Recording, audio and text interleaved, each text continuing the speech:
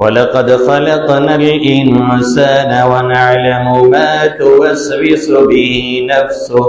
وَنَحْنُ أَقْرَبُ إِلَيْهِ مِنْ حَبْلِ الْوَرِيدِ۔ اللہ کہہ رہا ہے کہ ہم نے انسانوں کو پیدا کیا ہے اور اس کا دل کس سمت میں دھڑک رہا ہے اور وہ کیا سوچ رہا ہے ہمیں یہ بھی معلوم ہے، اور ہم اس کے شہرک سے بھی زیادہ اس کے قریب ہوتے ہیں، اس کے رگ سے بھی زیادہ ہم قریب ہیں، جس کا معاملہ یہ ہے آخر وہ یہ نہیں جانے گا کہ ہم کہاں کیا کر رہے ہیں، آخر وہ کیوں نہیں جانے گا کہ ہم کیا کر رہے ہیں اور کہاں پہ کر رہے ہیں، اور ہماری حرکتیں جلوت میں کیسی ہیں اور خلوت میں کیسی ہیں، اور ہمارے معاملات دن میں کیسے ہیں اور رات میں کیسے ہیں، وہ کیوں کر نہیں جانے گا، جبکہ اس کا معاملہ یہ ہے۔ ایک دوسری جگہ وہ فرماتا ہے أَلَمْ يَعْلَمْ بِأَنَّ اللَّهَ يَرَى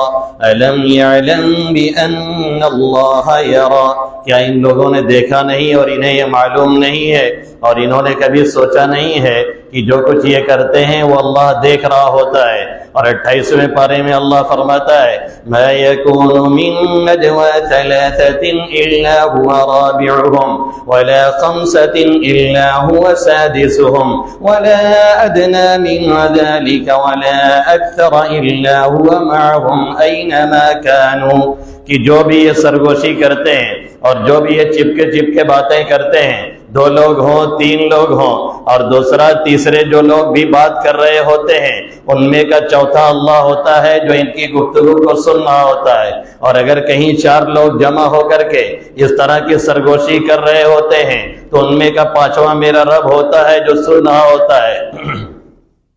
اور یہی نہیں، آگے اللہ فرماتا ہے وَلَا أَدْنَى مِنْ ذَلِكَ وَلَا أَكْثَرَ إِلَّا هُوَ مَعَهُمْ أَيْنَمَا كَانُوا، اس سے کم ہوں 2 لوگ ہوں، اس سے کم ہوں یا اس سے زیادہ ہوں، 5 ہوں 6 ہوں 7 ہوں، جتنی بھی تعداد ہو، جو بھی وہ چپکے باتیں کر رہے ہوں اور یہ سمجھ رہے ہوں کہ کوئی دیکھنے اور سننے والا نہیں ہے، اور یہ سمجھ رہے ہوں کہ کوئی جانتا نہیں ہے، پھر بھی انہیں یہ سمجھنا چاہیے کہ ہم اس میں موجود ہوتے ہیں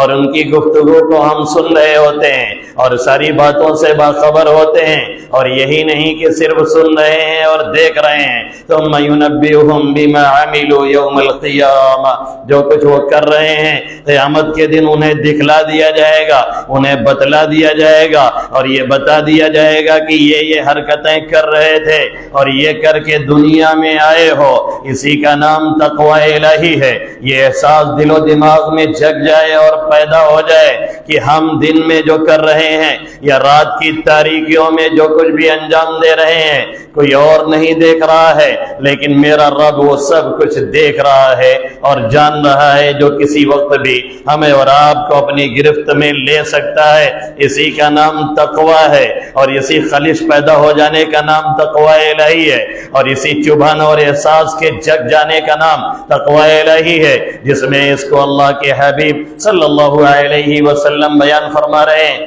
اتق اللہ حیث ما کنت، کہ جہاں بھی رہو اللہ سے ڈرتے رہو۔ اسی لیے حضرت علی کرم اللہ وجہہ سے کسی نے سوال کیا کہ تقوی الہی کیا ہے؟ آپ نے فرمایا الخوف من المولا الجلیل، رب جلیل سے ڈرنے کا نام تقوی ہے، اللہ کے خوف کا نام تقوی ہے۔ دل و دماغ میں یہ خوف بیٹھا رہے کہ اللہ دیکھ رہا ہے اور وہ کسی بھی وقت ہماری اور آپ کی پکڑ کر سکتا ہے، اور فرمایا کہ والعمل بالتنزیل، اور قرآن مقدس پہ عمل کرنا یہ تقوی کی دوسری شق ہے۔ الخوف من المولا الجلیل والعمل بالتنزیل، قرآن مقدس پہ عمل کرنا، والرضا بالقلیل، اور جو اللہ نے تھوڑا بہت دے رکھا ہے اس پہ راضی ہو جانا، زیادہ کی حرص نہ ہو اور ہوس نہ دبائے، اور اگر یہ حرص اور ہوس آ جاتی ہے تو پھر انسان کو کسی بھی مقام پہ قرار نہیں ملتا ہے۔ ابھی 1 کا مالک ہے تو 1 کروڑ پہ جائے گا،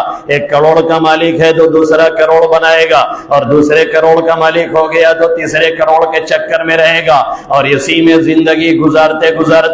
اللہ کی یاد سے غافل ہوگا اور اللہ کی نافرمانیوں میں مبتلا ہوگا، اور اس کے بعد اللہ کو بھولے گا، اور بھول کر کے اسی دنیا میں کہے گا بابر باعث کوش کی عالم دوبارہ نے، بابر جتنا چاہو عیاشی کر لو، اس لیے کہ لائف دوبارہ ملنے والی نہیں ہے، جیسے ہم اور آپ کرتے ہیں۔